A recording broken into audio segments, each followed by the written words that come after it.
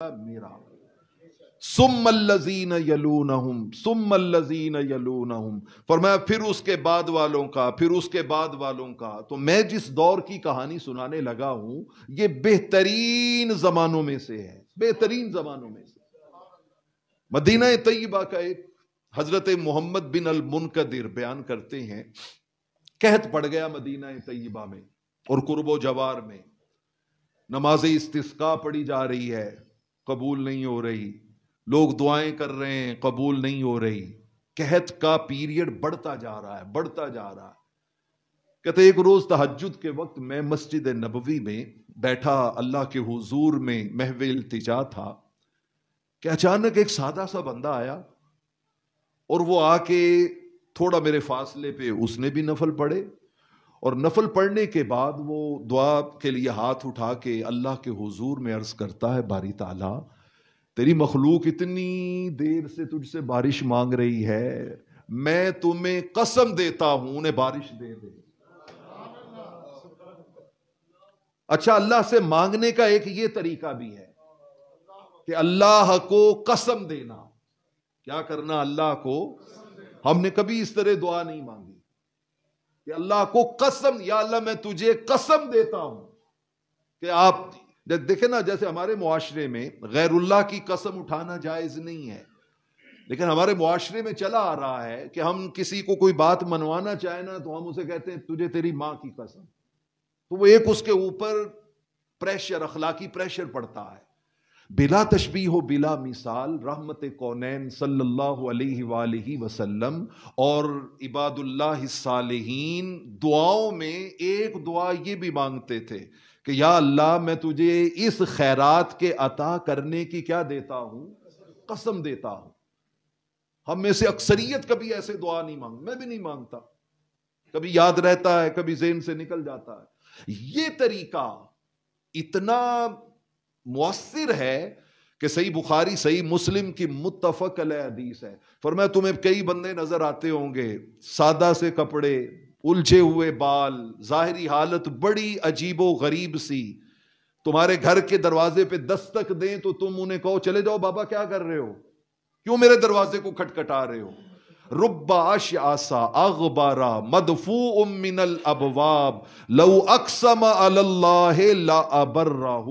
فرمایا تمہارے لیے ان کی حیثیت یہ ہے کہ دروازے پہ انہیں کھڑا نہ ہونے دو، لیکن اس کی بارگاہ میں حیثیت یہ ہے کہ جب وہ اس کو کسی کام کی قسم دے دیں اللہ اسی لمحے اس کو سر انجام دے دے، اس کو لیٹ نہیں کرتا۔ تو اس نے عرض کی باری تعالیٰ تیرے بندے، تیری مخلوق اتنی دیر سے تجھ سے بارش مانگ رہی ہے، میں عرض کرتا ہوں مالک ان کو کیا دے دے؟ بارش دے دے، ان کو بارش دے دے۔ امام محمد بن منکدر کہتے ہیں ابھی دے دے، یہ لفظ ابھی اس کے منہ سے نکلا ہے چھما چھم بارش برسنا شروع ہو۔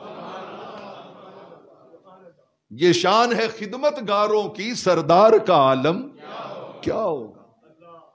کہتے میرے رونگٹے کھڑے ہو گئے کہ یار یہ بندہ، قرآن ہم پڑھتے ہیں، حدیث ہم پڑھتے ہیں، عبادتیں ہم کرتے ہیں، سارا کچھ ہم کرتے ہیں، اور ہم اتنے عرصے سے دعائیں مانگ رہے ہیں اور اس نے ابھی جملہ پورا نہیں کیا اور بارش برسنا شروع ہو گئی ہے۔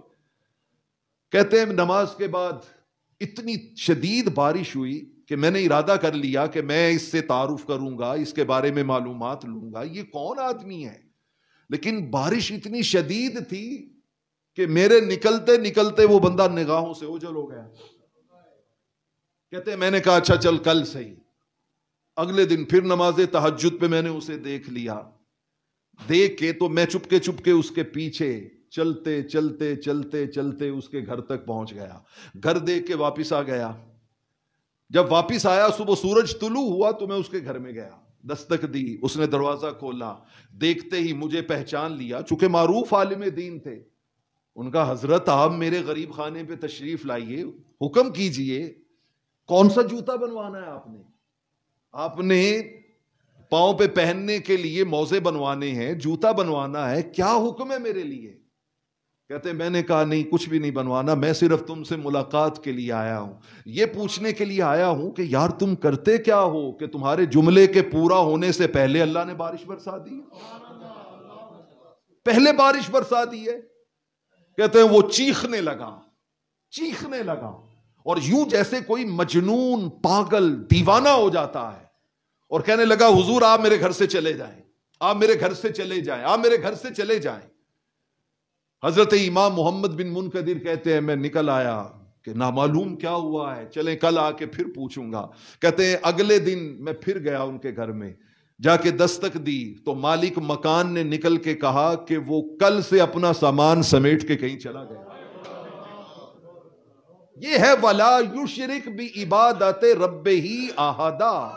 اہل اللہ کا جہاں راز کھل جائے، بھید کھل جائے، پھر وہ وہاں رہنا بھی گوارا نہیں کرتے، وہ اسی لمحے وہاں سے چلے جاتے ہیں کہ مالک یہ سب کچھ شہرت کے لیے تو نہیں تھا، یہ دنیا کو بتانے کے لیے تو نہیں تھا، یہ بندگی، یہ سجدے، یہ آہوزاری، یہ بکا، یہ دعا، یہ التجا مالک صرف اور صرف تیری رضا کے لیے تھی۔ چونکہ قرآن نے کہا کئی بندے ایسے بھی ہیں کہ وہ اپنی زندگی اس اصول پہ گزارتے ہیں، ان صلاتی و نسکی و محیایا و مماتی للہ رب العالمین۔ مالک میری نماز، میری قربانی، میرے سجدے، میری عبادت، میری ریاضت، حتیٰ کہ میرا جینا، میرا مرنا کسی اور کے لیے نہیں ہے، فقط رضائے خدا کے لیے۔ یہ ہے راز کی عبادت، راز کی بندگی، راز کی بندگی، یہ راز کی بندگی ہے۔ دوستان عزیز، میں آپ کے سامنے ایک مثال رکھنا چاہتا ہوں۔ دیکھیے ساری عبادات ایسی ہے کہ جس کو آپ واچ کریں تو آپ کو پتا چل جاتا ہے کہ یار یہ بندہ یہ عبادت کر رہا ہے۔ ایک بندہ آپ کہتے ہیں فلاں نماز پڑھ رہا تھا، کوئی پوچھے کیا دلیل ہے، آپ کہیں گے یار میرے ساتھ کھڑا ہوا تھا، میرے ساتھ اس نے نماز پڑھی ہے۔ ایک شخص کہے فلاں نے حج کیا ہوا ہے، آپ کہیں ہاں کیا ہوا ہے، وہ پوچھے دلیل کیا ہے، ان کا میں اسے مکہ معظمہ میں ملا تھا، عرفات میں ملا تھا، مینا میں ملا تھا، میرے ساتھ اس نے حج کیا تھا۔ اچھا فلاں اس نے بڑا سخی ہے جی، کوئی پوچھے دلیل کیا ہے، یار اس نے فلاں کی اتنی مدد کی۔ ہر عمل الغرض ایسا ہے کہ جس کی ظاہراً کوئی نہ کوئی کیا ہوتی ہے، دلیل موجود ہوتی ہے، کہ وہ کرنے والا اس دلیل کی وجہ سے لوگ کہتے ہیں اس نے یہ عمل کیا ہے۔ مالک کونین نے ایک عمل ایسا بنایا ہے کہ جس کے کرنے کی کسی کے پاس کوئی دلیل نہیں ہے۔ آپ سے کوئی پوچھے اعظم نوری نے روزہ رکھا ہوا ہے تو آپ کہیں رکھا ہوا ہے، کوئی پوچھے دلیل کیا ہے تو آپ کے پاس کوئی دلیل نہیں ہے۔ یہ وہ عمل ہے کہ جس کا یا مجھے پتا ہے یا میرے خدا کو پتا ہے، کسی اور کو پتا نہیں ہے اس کا۔ یہ ایک ایسی عبادت ہے، یہ اللہ کے ساتھ ایک ایسا راز کا رشتہ ہے۔ یہی سبب ہے کہ اس رشتے کو سچے دل سے نبھانے والے کا مقام کیا ہے۔ میرے کریم آقا علیہ الصلوۃ والسلام نے صحیح مسلم کی روایت ہے، فرمایا والذی نفسی بیدہ لخلوف فم الصائم اطیب عند اللہ من ریح المسک۔ فرمایا مجھے اس رب کی قسم جس کے دست قدرت میں مجھ محمد صلی اللہ علیہ وآلہ وسلم کی جان ہے، روزہ دار کے منہ سے آنے والی سمیل کی شان اللہ کی بارگاہ میں کستوری خوشبو سے بھی زیادہ ہے۔ اللہ اکبر، اللہ اکبر، یا رسول اللہ صلی اللہ علیہ وسلم، یا علی۔ اچھا میرا خیال ہے آپ نے کہا راز کی بات ہو رہی ہے تو ہم نعرہ بھی راز سے ہی لگائیں، ہم نعرہ بھی اللہ اکبر یا رسول اللہ نعرہ بھی راز سے لگائیں نہ بابا۔ دل میں ایمان کا نور ہو اور زبان پہ اس کا اظہار نہ ہو، ذرا اظہار کرے نا، نعرہ تکبیر۔ دیکھیں نا ایمان کا جذبہ تو یہ ہوتا ہے، ایمان کا جذبہ یا رسول اللہ۔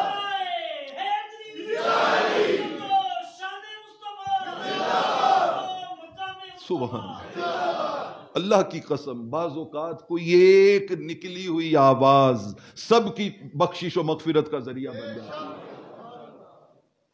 نیکی میں کبھی بخل نہ کریں، کبھی بخل نہ کریں، کبھی اپنا سٹیٹس نہ دیکھیں، اپنا پروٹوکول نہ دیکھیں۔ میرے کریم آقا علیہ الصلوۃ والسلام نے فرمایا اللہ کا ذکر یوں کیا کرو کہ دیکھنے والا کہے یار یہ پاگل ہو گیا ہے، یہ پاگل ہو گیا ہے۔ اس طرح دیوانہ وار ایمان نام ہی دیوانگی کا ہے، ایمان نام ہی وارفتگی کا ہے، ایمان نام ہی بغیر نتیجہ سوچے سمجھے تن من دھن اللہ اور اس کے رسول کی خاطر قربان کر دینے کا ہے۔ دوستان عزیز، الحضور علیہ الصلوۃ والسلام نے فرمایا روزہ دار کے منہ سے آنے والی سمیل اللہ کی بارگاہ میں کستوری خوشبو سے بھی کیا ہے؟ زیادہ پاکیزہ ہے۔ اطیب عند اللہ۔ مجھے یہاں پر امام ابن حجر اسقلانی یاد آ رہے ہیں، انہوں نے کہا ہم نے احادیث میں دو خوشبوئیں پڑھی جن کو حضور علیہ الصلوۃ والسلام نے کستوری سے بھی زیادہ خوشبودار قرار دیا۔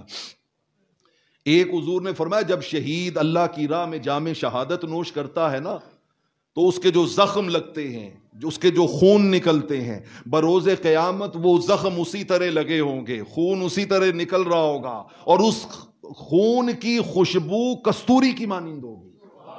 اور دوسرا روزے کے لیے کہا، لیکن انہوں نے کہا عجب بات ہے، یہ بڑی توجہ طلب بات ہے، آپ نے روزہ رکھا ہوا ہے، اسے راز کی عبادت بنائیے اور یہ اجر پائیے۔ ان کا جہاں پر شہید کے خون سے آنے والی خوشبو کی بات کی نا تو وہاں پر فرمایا کہ وہ خوشبو ایسے ہوگی جیسے کستوری کی خوشبو، جیسے مشک کی خوشبو۔ لیکن جب روزے کی بات آئی نا تو محض کستوری کی خوشبو نہیں کہا بلکہ فرمایا اطیب من ریح المسک۔ روزہ دار کے منہ سے آنے والی خوشبو کستوری کی نہیں ہوتی، کستوری سے بھی زیادہ پاکیزہ اور اطیب ہوتی ہے۔ بلکہ امام مکحول بہت بڑے محدث وہ بیان کرتے ہیں اس حدیث کی تشریح میں اور اس کی توضیح میں، وہ کہتے ہیں قیامت والے دن جب جنتی جنت میں جائیں گے نا تو اللہ کے حضور میں کچھ دیر کے بعد سوال کریں گے باری تعالیٰ تیری جنت میں ایک ویسے تو ہر جگہ پہ الگ الگ خوشبوئیں، الگ الگ ذائقے، الگ الگ نظارے، الگ الگ نعمتیں، لیکن مالک ایک خوشبو ایسی ہے جو سب سے منفرد ہے، سب سے یونیک ہے، جو ہمارا دل کرتا ہے کہ اسی ماحول میں رہیں، اسی کے اندر گم رہیں۔ یہ خوشبو کہاں سے آ رہی ہے، کس پھول سے آ رہی ہے، کس درخت سے آ رہی ہے؟ تو رب ذوالجلال جواب دیں گے یہ کہیں سے نہیں آ رہی، یہ سچے روزہ داروں کے منہ سے آ رہی ہے،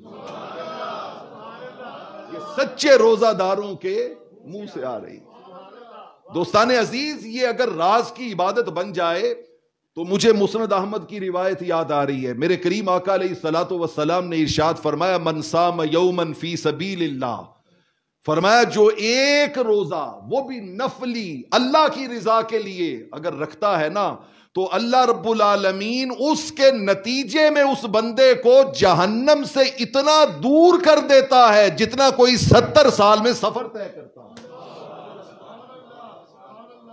حضرت عیسیٰ علیہ السلام تفسیر ابن کثیر میں ہے کہ آپ کے پاس ان کے حواری آئے اور آ کر عرض کرتے ہیں یا روح اللہ اخبرنا عن الاخلاص، کہ اللہ کے لیے راز کے کام کرنا، راز کے کام کرنا کہ جس کا رب کے سوا کسی اور کو پتا نہ ہو، کسی اور کو پتا نہ ہو۔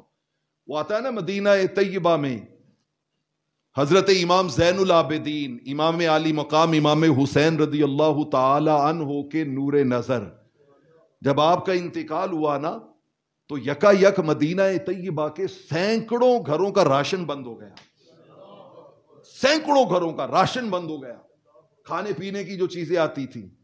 لوگوں نے کہا کہ یار یہ راشن کیوں بند ہو گیا ہے؟ پہلے تو روٹین میں رات کو کوئی آتا تھا اور آ کے وہ دروازے کی دہلیز پہ کھانے پینے کا ہفتے کا سامان رکھ کے چلا جاتا تھا۔ جب تحقیق کی، تفتیش کی، انہوں نے کہا خدا کی قسم سینکڑوں گھروں میں سے کسی کو پتہ نہ چل سکا کہ کون لاتا تھا، کون لاتا تھا۔ جب وصال ہوا تو تب جا کے یہ راز کھلا کہ یہ سینکڑوں گھروں کے دروازے پہ راشن پہنچانے والا کوئی اور نہیں تھا، یہ امام زین العابدین۔ یہ ہے راز کی عبادت، یہ ہے راز کی عبادت کہ جس کا آپ کے اور آپ کے رب کے سوا کسی اور کو علم۔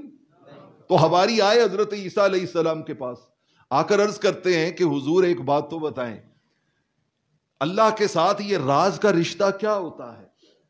انہوں نے فرمایا وہ یہ ہوتا ہے کہ تو کوئی کام کرے اللہ کی رضا کے لیے تو پھر دل میں یہ خواہش نہ ہو کہ لوگ اس کی تعریف کریں، لوگ اس کی تعریف کریں، نہیں، فرمایا پھر جس کے لیے کیا ہے نتیجہ بھی کس کے اوپر چھوڑ دیا جائے، اسی کے اوپر چھوڑ دیا جائے۔ رحمت کونین صلی اللہ علیہ وآلہ وسلم ایک غزوہ پہ تشریف لے کے جا رہے ہیں۔ اچھا، غزوہ پہ آپ نے زیادہ سفر بانٹا، کھجوریں، راستے میں کھانے کا سامان، کہ اتنے دنوں کا سفر ہے، ڈیلی اتنی کھجوریں فلاں کی، تو اتنی کھجوریں الگ کر کے سارے مجاہدین میں بانٹ دی۔ اچھا، رحمت کونین کے پاس پوری لسٹ موجود تھی، فہرست، ایک بندہ سکپ ہو گیا بیچ میں سے، اس تک وہ سامان، وہ کہیں دور لشکر میں تھا تو اس پر نظر نہیں پڑی، یا اس کا خیال نہیں رہا، یا اس کا یہ مقام دکھانا مقصود تھا۔ اس کو بھی امام ابن جوزی صفت الصفوہ میں اور امام ذہبی سیر و اعلام النبلاء میں لائے ہیں، وہ اس کا پتہ ہی نہیں چلا۔ اچھا، جب وہ ساروں کے سامنے دائیں بائیں آگے پیچھے ہر ایک کے پاس کھانے کا سامان آ گیا، اس کے پاس نہیں ہے، تو وہ سر جھکا کے کہتا ہے سبحان اللہ، الحمدللہ، اللہ اکبر، لا الہ الا اللہ، لا حول ولا قوت الا باللہ، یا اللہ تیرا شکر ہے تو نے یہ زیادہ سفر کتنا اچھا دیا ہے۔ یہ کلمات پڑھ کے کہتا ہے یا اللہ تیرا شکر ہے تو نے یہ جو مجھے کلمات اپنی تعریف، توصیف، ثنا، حمد کے عطا کیے ہیں، نعمت زادو ہوا، یہ کتنا اچھا زیادہ سفر ہے۔ اسے کوئی، اس نے مانگا نہیں، اظہار نہیں کیا، اس نے سوال نہیں کیا، وہ خاموشی کے ساتھ شو یہی کر رہا ہے کہ مجھے بھی مل گئی ہیں، اور ساتھ میں اللہ کا شکر ادا کر رہا ہے۔ جب تھوڑے دیر چلے نا تو رب ذوالجلال نے آسمانوں سے جبرائیل کو بھیجا آقا علیہ الصلوۃ والسلام کی خدمت میں، اور کہا جاؤ میرے کریم محبوب علیہ الصلوۃ والسلام سے جا کر کہو کہ وہ لشکر میں فلاں جگہ پہ حدیر نامی، نام تھا اس کا حدیر نامی آپ کا غلام، اسے زیادہ سفر نہیں ملا، اس کو اس کا زیادہ سفر پہنچایا جائے۔ رحمت کونین صلی اللہ تعالی علیہ وآلہ وسلم نے فوراً اس کے حصے کا کھانا نکالا، ایک آدمی کو دیا، فرمایا جاؤ حدیر کو ڈھونڈ کے اس کو دے کے آؤ، اور ساتھ میں یہ بھی دیکھ کے آنا کہ وہ کر کیا رہا ہے۔ حضرت حدیر رضی اللہ تعالی عنہ کے پاس وہ شخص پہنچا، اس نے سامان دیا، اور اس نے کان لگا کے سنا تو وہ کہہ رہا تھا یا اللہ یہ ذات سفر کتنا اچھا ہے، لا الہ الا اللہ، سبحان اللہ، الحمدللہ، کسی اور کو خبر نہیں ہے، اس کی اور رب کی آپس میں بات ہے، اس کی اور رب کی آپس میں بات ہے۔ اس نے سنا، سن کے آ کے حضور علیہ الصلوۃ والسلام کو بلایا، رحمت کونین صلی اللہ علیہ وسلم نے کہا اس کو بولا کے لاؤ، بولا کے کہا او حدیر تم کیا کر رہے تھے؟ کہا حضور اللہ کا ذکر کر رہا تھا۔ فرمایا تمہیں خبر ہے کہ تم نے پورے اخلاص کے ساتھ بغیر کسی شکوہ و شکایت کے رب کو جو یاد کر کے اسے زیادہ سفر بنایا ہے، تو تجھے زیادہ سفر پہنچانے کے لیے عرش سے اوپر رب نے جبرائیل کو میرے پاس پیغام دے کے حضرت حدیر نے اللہ کے حضور میں دعا کے لیے ہاتھ اٹھا دیے اور عرض کرتے ہیں مولا قربان جاؤں تیری عطاؤں کے، میں فرش پہ چلنے والا ایک معمولی انسان، تو عرش اولا لا مقام موجود رب رحمان، مولا تو عرش پر مجھے نہیں بھولا، اب ایک فریاد ہے، جیسے تو اپنے بندے کو عرش پر نہیں بھولا، اس بندے کو توفیق دے ساری زندگی فرش پہ تجھے ماں بھولے، یہ تجھے فرش پہ نہ بھولے۔ یہ ہے راز کی عبادت۔ میرے کریم آقا علیہ الصلوۃ والسلام نے ارشاد فرمایا اللہ کے خوف سے ڈر جانا، آنکھوں میں آنسوؤں کا آ جانا، اور انسان کی آنکھوں کا آنسوؤں سے بھیگ جانا، اس کی آنکھوں میں اشک ندامت آ جانا۔ فرمایا اگر یہ تنہائی میں ہونا جہاں تمہیں دیکھنے والا کوئی نہ ہو، ساری دنیا کے پانی، ساری دنیا کے کیمیکل، ساری دنیا کی چیزیں مل کر بھی دوزخ کی آگ کو بجھا نہیں سکتی، لیکن فرمایا خلوت میں بیٹھ کے رب کی خشیت میں نکلنے والے چند آنسو اللہ کے غضب کو بھی ٹھنڈا کر دیتے ہیں، دوزخ کی آگ کو بھی بجھا دیتے ہیں۔ یہ ہے راز کی عبادت، یہ ہے راز کی عبادت۔ اور دوستان عزیز، مجھے حضرت سیدنا فاروق اعظم رضی اللہ تعالی عنہ کی بارگاہ میں جانا ہے۔ کہتے ہیں ہر روز تاریخ دمشق میں یہ روایت موجود ہے، کہتے ہیں میں روز فجر کی نماز کے بعد دیکھتا کہ سیدنا صدیق اکبر رضی اللہ تعالی عنہ کچھ دیر بیٹھتے ہیں، جب بھی لوگ دائیں بائیں ہوتے ہیں تو مسجد سے نکل کے ایک سائیڈ پہ چلے جاتے ہیں۔ کہتے میں حیران ہوتا یہ ڈیلی کہاں جاتے ہیں، آج تک کسی کو نہیں بتایا، آج تک کسی کے علم میں نہیں ہے۔ تو کہتے ہیں میں بھی ان کے پیچھے نکل پڑتا، ان کے پیچھے نکل پڑتا۔ ایک دن میں پیچھا کرتے کرتے کرتے صحرا میں پہنچے، صحرا میں ایک خیمہ لگا ہوا ہے، آپ خیمے کے اندر چلے گئے، تھوڑی دیر کے بعد آپ خیمے سے باہر آئے، میں سائیڈ پہ چھپا ہوا تھا، میں پیچھے پیچھے پھر چلتا ہوا۔ کہتے میں اس خیمے کے اندر چلا گیا دستک دے کے، میں نے کہا دیکھوں تو صحیح یہاں صدیق اکبر کا کون رہتا ہے، کس کے پاس آتے ہیں۔ کہتے جب میں خیمے کے اندر گیا تو دیکھا ایک بوڑھی عورت، آنکھوں سے نابینی، چھوٹے چھوٹے اس کے بچے ہیں پاس میں، وہ وہاں پہ موجود ہے۔ کہتے میں نے کہا اماں جان آپ یہاں پہ اکیلی رہتی ہیں؟ انہوں نے کہا بیٹا ہمارا گھر کوئی نہیں تھا تو ہم نے ایک خیمہ ایک سائیڈ پہ لگا لیا ہے، بچے محلے میں لڑتے تھے، لوگوں سے پریشانی ہوتی تھی، شکایتیں آتی تھی، روز مجھے بہت زیادہ پریشانی رہتی تھی، تو میں انہیں لے کے ایک سائیڈ پہ آ گئی ہوں۔ ان کا اماں یہ جو بندہ آپ کے پاس روز آتا ہے یہ کیا کرتا ہے یہاں آ کے؟ ان کا بیٹا اللہ اس کا بھلا کرے، روز آتا ہے، گھر میں جھاڑو دیتا ہے، گھر میں آٹا گوندتا ہے، روٹیاں پکاتا ہے، مجھے کھلاتا ہے۔ یہ کون کر رہا ہے؟ خلیفۃ الرسول صلی اللہ علیہ وآلہ وسلم، ریاست مدینہ کا دوسرا حکمران، ریاست مدینہ کا رحمت کونین صلی اللہ علیہ وآلہ وسلم کا تربیت یافتہ غلام، تربیت یافتہ غلام۔ کہتے ہیں آٹا گوندتا ہے، روٹیاں پکاتا ہے، جھاڑو دیتا ہے، میرے بچوں کے منہ دھلاتا ہے، انہیں کھانا کھلاتا ہے، دوپہر کا سارا کچھ سامان ہمیں مہیا کر کے پھر پلٹ کے جاتا ہے، پتہ نہیں کون ہے۔ سیدنا فاروق اعظم نے کہا اماں تمہیں کیا خبر، یہ کوئی اور نہیں، یہ خلیفۃ المسلمین سیدنا صدیق اکبر ہے رضی اللہ تعالی۔ یہ ہے راز کی عبادت، یہ ہے راز کی عبادت، کہ اس عبادت کا سوائے کرنے والے کے اور سوائے اس کے رب کے کسی اور کو پتہ بھی نہ ہو، کسی اور کے وہم و گمان میں بھی نہ ہو کہ یہ کون ہے عبادت کرنے والا۔ آپ قرآن مجید فرقان حمید کو پڑھ کے دیکھ لیں، اللہ جل مجدہ نے جہاں بھی عبادت کی بات کی، ظاہری عبادت کی بھی بات کی، مثلا خرچ کرنا ہے، سورہ بقرہ میں اللہ نے فرمایا الذین ينفقون اموالهم باللیل والنہار سرا وعلانیۃ، فرمایا اللہ کی راہ میں خرچ کرنے والے جن کے لیے اجرہم عند ربہم، ان کا اجر اللہ کے پاس ہے، لا خوف علیہم ولا ہم یحزنون، دنیا و آخرت میں انہیں کوئی غم کوئی خوف نہیں ہے۔ وہ کون ہے؟ فرمایا جو رات کو بھی خرچ کرتے ہیں، جو دن کو بھی خرچ کرتے ہیں، دن کا ذکر بعد میں کیا ہے، رات کا ذکر پہلے کیا ہے۔ پھر فرمایا یہ وہ ہیں جو چھپا کر بھی خرچ کرتے ہیں اور جو ظاہراً بھی خرچ کرتے ہیں۔ یہ کون ہے؟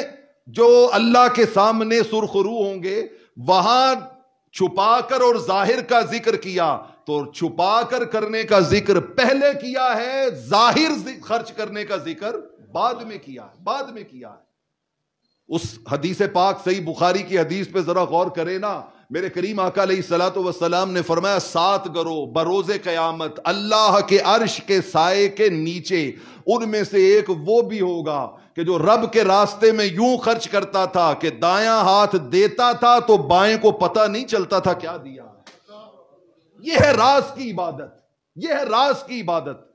بروز قیامت کئی اہل جنت ایسے بھی ہوں گے کہ جب جنتی جائیں گے نا، وہاں پہ جنت میں داخل ہوں گے، وہ کہیں گے یار تمہیں محشر میں نہیں دیکھا، تمہیں پل صراط پہ نہیں دیکھا، تمہیں میزان پہ نہیں دیکھا، تمہیں سوال و جواب کے مرحلوں میں نہیں دیکھا، یہ تم کہاں تھے؟ اور اب جنت میں یہاں پہ کھڑے ہو، وہ جواب دیں گے رب سے ہم نے دنیا میں راز کا رشتہ جوڑا تھا نا، تو رب نے بھی ہمیں راز سے ہی جنت میں پہنچا دیا، راز سے ہی جنت میں پہنچا دیا۔ یہ ہے سر العبادہ، عبادت السر، کہ راز کے ساتھ رب سے اپنا تعلق بندگی نبھانا، تعلق بندگی نبھانا۔ اور دوستان عزیز، رب نے ہمیں جو مہینہ عطا کیا ہے، اس میں تو راز کے تعلق جوڑنے کا ہمارے پاس ایک بڑا وسیع موقع موجود ہے، وسیع موقع موجود ہے۔ آئیے ہم اپنی زندگی کو تکلفات سے نکالیں، تصنعات سے نکالیں، بناوٹ سے نکالیں، نمائش اور نمود سے نکالیں، ہر کسی کے سامنے اپنی نیکی کا ڈھنڈورا پیٹنے سے نکالیں۔ ہم اتنا کام نہیں کرتے جتنی اس کی شہرت کرتے ہیں، ہم اتنا کام نہیں کرتے جتنا اس پر تعریف کے پھول وصول کرنے کی دلوں میں خواہش رکھتے ہیں۔ بروز قیامت رب ذوالجلال ایسے کام کرنے والوں سے کہے گا تم نے یہ کام میرے لیے کیے کہاں سے تھے؟ 3 بار حضرت ابو ہریرہ اس حدیث کو سناتے ہوئے غش کھا کے بے ہوش ہو کے گر پڑے تھے، اور بعض روایتوں میں 4 بار ہمت ہی نہیں ہوتی تھی، ہمت ہی نہیں ہوتی تھی۔ کون سی حدیث؟ سنن ترمذی میں ہے کہ جس میں رحمت کونین صلی اللہ علیہ وآلہ وسلم نے فرمایا ایک وہ شخص جو ساری زندگی دین کی تبلیغ کرتا رہا، قرآن پڑھتا رہا، قرآن پڑھاتا رہا۔ دوسرا وہ شخص جو ساری زندگی اپنا مال غریبوں، بے بسوں، یتیموں، مسکینوں پہ لٹاتا رہا۔ تیسرا وہ شخص جس نے اپنی جان بھی اللہ کے نام پہ قربان کر دی۔ لیکن تینوں کو محشر کی زمین پر ان کی ناک رگڑ رگڑ کے دوزخ کی آگ میں اٹھا کے پھینک دیا جائے گا۔ کس لیے؟ رب کہے گا او عالم دین، تم نے یہ سارے کام میرے لیے نہیں کیے تھے، خود کو عالم کہلوانے کے لیے کیے تھے۔ او سرمایہ دار، تم نے یہ کام میری رضا کے لیے نہیں کیے تھے، تم نے یہ سارے کام لوگوں میں سخی مشہور ہونے کے لیے کیے تھے۔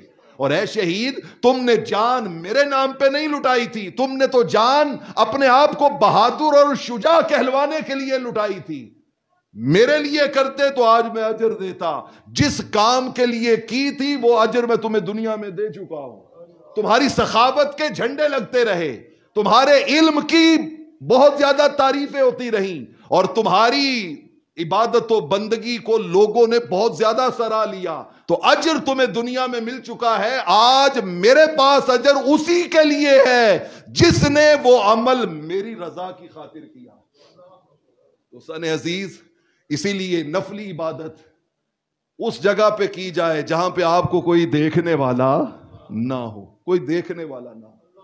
اللہ کے ایک ولی تھے، وہ گھر میں نماز پڑھ رہے ہوتے نا تو کوئی ملنے کے لیے آ جاتا، کوئی یار دوست بیلی، تو اسی وقت نماز وہیں چھوڑ کے لیٹ جاتے، نفلی نماز ہوتی وہیں چھوڑ دیتے، لیٹ جاتے۔ اور وہ دوست یار کہتے یار جب دیکھو سویا ہی ہوتا ہے، جب دیکھو سویا ہی ہوتا ہے، جب دیکھو اس کو سونے کے علاوہ کام ہی کوئی نہیں ہے، سونے کے علاوہ کام ہی کوئی نہیں ہے۔ مطلب اس قدر رب کے ساتھ تعلق بندگی کو راز سے رکھنا۔ اور دوستو آخری بات، ہماری تاریخ علم کا بہت بڑا نام امام ماوردی، امام ماوردی رحمت اللہ تعالی علیہ، سینکڑوں کتابوں کے مصنف، سینکڑوں کتابوں کے مصنف، اور ان کی کتابیں اہل علم کے ہاں آج بھی صدیاں گزرنے کے باوجود معتبر اور مستند ہیں۔ اچھا، ساری زندگی لوگ یہی سمجھتے رہے یار یہ تو سادہ سا بندہ ہے، اس نے تو کوئی علم کا کام نہیں کیا، سادہ سا بندہ ہے۔ جب وقت وصال آیا نا تو اپنے خاص خادم کو پاس بلایا اور بلا کے کہتے ہیں یار وہ سامنے الماری میں میری اتنی کتابیں ہیں جو میں نے اپنے ہاتھ سے لکھی ہوئی ہیں، خود تصنیف کی ہیں، اور میں نے آج تک اس کو کسی کے اوپر ظاہر نہیں کیا۔ اب میرے اوپر جاں کنی کا وقت آ گیا ہے، یار مجھے اپنا ہاتھ پکڑا دو، ہاتھ پکڑا دو۔